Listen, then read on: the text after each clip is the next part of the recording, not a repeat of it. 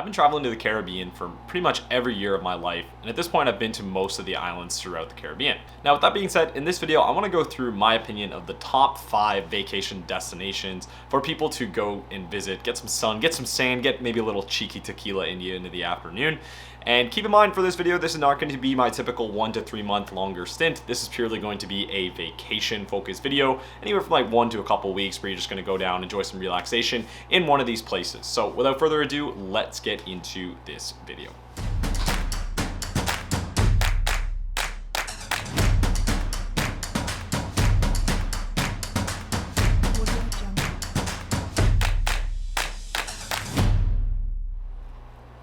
It ain't Colombian coffee, but it'll have to do. So in this video, like I said, I want to go through my top 5 vacation recommendations for places to go. And I'm not talking specific resorts, specific hotels, that kind of thing. More so just the actual country, place, or region where I'm talking about. So without further ado, let's just get right into it here. So number 5, we're coming in with Dominican Republic, La República Dominicana.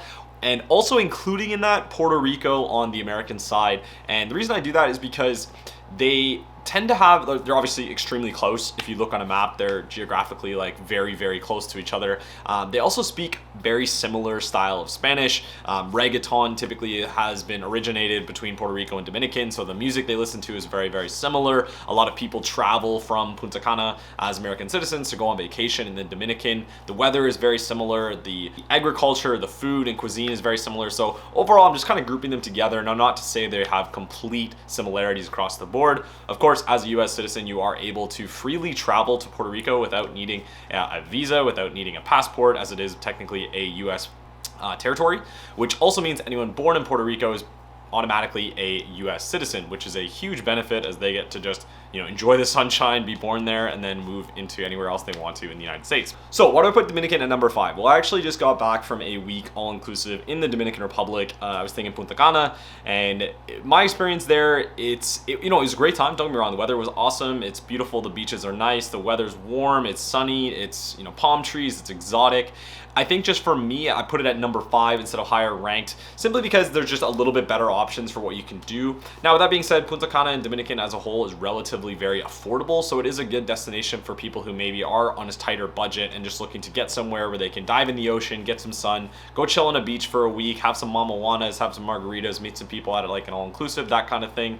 Typically, from what I understand of the downtown area, it's not necessarily the most safe. So if you are going there, I would definitely recommend going with someone who can at least speak Spanish, as it's just going to be a lot easier. With that being said, when I was on the resort, even being someone who's now a year and a half into my Spanish classes, I'm relatively fluent. I did find the preferential treatment was pretty obvious, which is awesome. I think if you have that benefit of taking the effort to learn a second language, it's great to be able to communicate with people in typically their first language as well. And from my experience in Latino culture, they almost always are going to be more respectful of you if you have made the effort to at least learn some form of Spanish, whether that's more than just hola hola and hasta luego. But if you want to actually go through some classes, my recommendation, like I've talked in other videos, is things like Preply, to do tutored classes instead of like Duolingo or Rosetta Stone, as ultimately having those conversation pieces is going to be what sets you apart from actually learning the language. Okay, so moving on to number 4, we have the Bahamas. Now, I've been to the Bahamas a few different times through like different cruise ships. I stayed in Nassau a few different times. I also went to Grand Bahama before. And I think Bahamas is just a really beautiful place to go, in the sense that the beaches are completely gorgeous. These are some of like the most white, sandy, clear blue waters I've ever seen in my life. And I was staying on Paradise Island in Nassau, which is where a lot of the main resorts are. Since then, the Baha Mar has opened on the mainland side, so not on Paradise Island in Nassau, that has a ton of different resorts at separate price points actually built into it, so allows you to kind of curate to different budgets and different price points depending on how much you're looking to spend on that vacation. The food is pretty good. A lot of it, again, is going to be pretty similar in the sense that they, it's an exotic beach location, so a lot of fruits, a lot of vegetation, that kind of thing. I did have a great time. I stayed at Atlantis for a week, and I think Atlantis is one of the best properties you can stay in as an actual hotel anywhere in the world. I've had an incredible time there. It's just a really cool experience because they have everything from like a water slide and water park to like the beachfront to these massive pools, and just the architecture of it is pretty remarkable. If you've never seen it or never been there, it's obviously designed to look like the fabled city of Atlantis that has apparently been drowned for a very long time. But the architecture of it is just truly gorgeous. They have like aquariums and fish tanks that kind of are just built into the actual architecture of it. So as you're walking through the hotel and as you're walking through the property, you'll see like the shark tank or the dolphins or like the water slide that goes through the middle of the pyramid. Like, there's some really cool things that you don't normally see at most hotels, and I think it's well worth the price. They also, as a pro tip, have this kind of like BYOB policy when we were there, where of course you can order drinks from the bar or you can go to like the restaurants and get drinks. They tend to be a little bit pricey. So what we found out was you're actually able to buy a few cases of beer before you even got to the resort. And then we just brought a cooler around and no one really gave a shit. So we were just like sitting on the beach or sitting at the pool with drinking our own beers. We did the lazy river, we went in the water park, all with our own alcohol, and it was completely like, fine, I guess. So just something to keep in mind. Of course, we did end up buying drinks when we're at like, at the casino or at dinner or at the nightclub, but just worth, keeping in mind while you're poolside. Potentially that might be the time of day when you're drinking the most beers. At least that's for me. So something to keep in mind. All right, number 3 for my recommendation is going to be Aruba. Now, Aruba is very, very far south. It's in the ABC Islands, it's called, so Aruba, Bonaire, and Curacao, kind of this chain of 3 islands just off the coast of South America, actually. I was in Santa Marta, Colombia last, when was that, April, I guess, and it's not that far at all. I think it's like 20 or 25 kilometers off the coast is where the ABC Islands are from Colombia and Venezuela, so very, very close to South America. And because of that, they're very centralized towards the equator, and essentially the weather in Aruba is the same year round. It does not change day to day. Maybe every now and then they'll get like a little bit of a cold front from some sort of outside outside influence in the weather, but normally it's the exact same year round, and it is beautiful. Very hot and sunny every single day. Again, these beaches and the water are incredible. They have everything from like Airbnbs if you want to just get an apartment with a pool and just stay on complex, or if you want to stay in a resort or a hotel, they have that as well. And we had some friends there who actually had an apartment, so we went to their house when we were there for the day. Ended up just like making some margaritas, rented out a dune buggy, took that out around the outskirts of the island. You're able to drive around the sand, like just looking over the cliffs, and it's really an incredible thing to see if you've never experienced something like that, where you're just in a Jeep driving along these like coasts that have been eroded because of the waves crashing into it over the time. They also have these things called the natural pools, where you're able to go into these kind of like rock formation hot tubs that have been again made by the erosion of the ocean, and it's just a really, really beautiful experience to see. Highly recommend if you haven't been to Aruba. Great place, really friendly people. It is a little bit more expensive to get down there, that's why I put it at number 3, simply because the flights are pretty far away. Like I said, you're getting close to South America at that point, so it's one of the most southern point islands in the Caribbean, but otherwise a really great destination to go check out. What do you think? Do you agree with any of these top 5?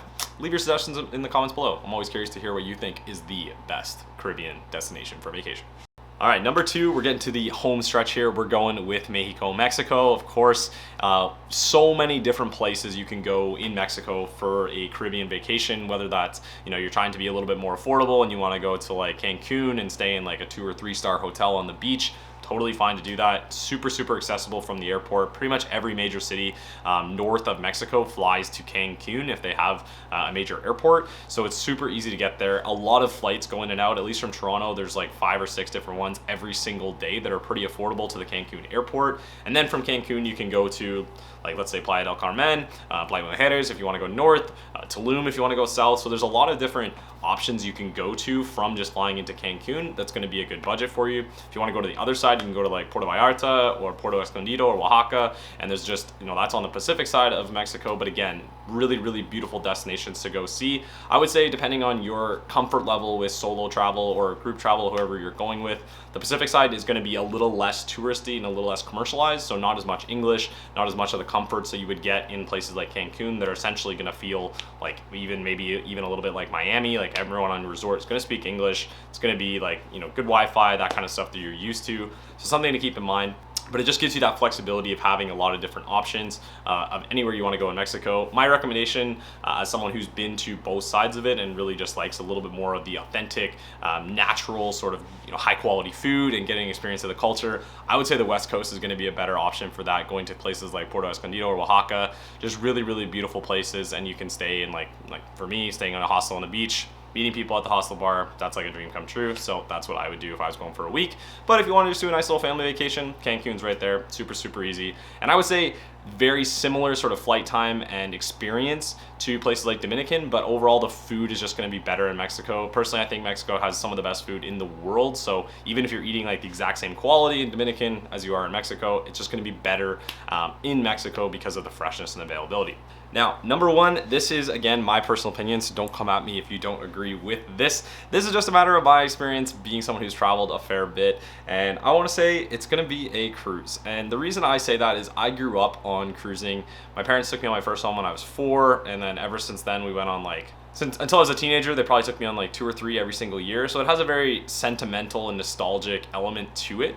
And now that being said, of course, like I'm always gonna have a little bit of like love for them because I grew up doing them. But when I started doing them again as like a late teenager and in my early 20s, I started to get an appreciation for all the things it can offer. And it gives you a good sense of which islands you want to go back to for a longer time. Like for instance, I had been to Dominican on a cruise, but I don't think I would have gone back. My sister had recommended the place in Dominican, but I don't think I would have gone back on my own volition to Dominican because I got a taste of it on the cruise. So if you haven't been to a lot of places in the Caribbean, it can be a good way to sample out, try some different places, get a feel for what it's like. On the cruise ship itself, you pretty much have, you know, everything. You can go for like the lower end, cheaper cruises like Carnival or MSC, all the way up to like the, you know, the super brands like Celebrity or Regent or Seven Seas, however old you are, or whatever your price point is.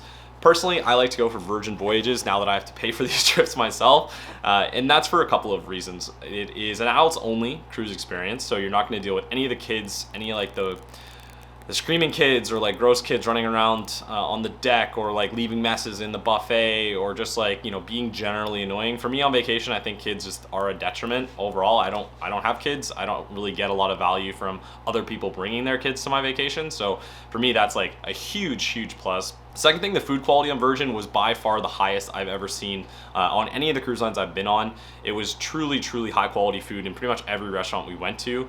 And with that being said, they have all these designated like specialty restaurants that are included in the price that you don't have to pay extra for. There's no a la carte pricing or anything like that. But instead you kind of separate the groups of people. Like typically on the major cruise lines, you have like one massive like gorging dining room where you have 50% of the cruise in one room at once. And I don't know, it kind of just gives like that like food hall sort of cafeteria style feel. Some people like it, and again, I think for me it definitely hits a little bit of nostalgia, but at the same time now I'd rather take that little bit of extra time to enjoy my dinner, have a unique experience in somewhere that's a little bit more curated to me. So I'm having my own dish, we're at a small table, there's maybe only like 50-60 people in that room. It just feels a little bit more special versus like being in a room of 2,000 people. And finally, the entertainment, the music, the vibe, it just, because there's no kids on board and the demographic they're targeting is definitely more of like people like my age, like millennials who are potentially a little bit better off and can afford to spend a little bit more money on a nicer experience. I just seem to get along with that crowd a lot better and have a great experience every single time. So I've been on 2 of them. I think in total I've been on like 35 or something cruises, and the 2 Virgin I've been on have been my best experience by far, and the next cruise I'm going on is another Virgin. So that's pretty much going to be the end of this video of my opinion of the best Caribbean vacations. Hopefully this was useful. If it was, feel free to leave a like or comment in the section below. Always helps the algorithm. But as always, my name's Alex. Welcome back to Lifting Nomad. We'll see you in the next one. Peace.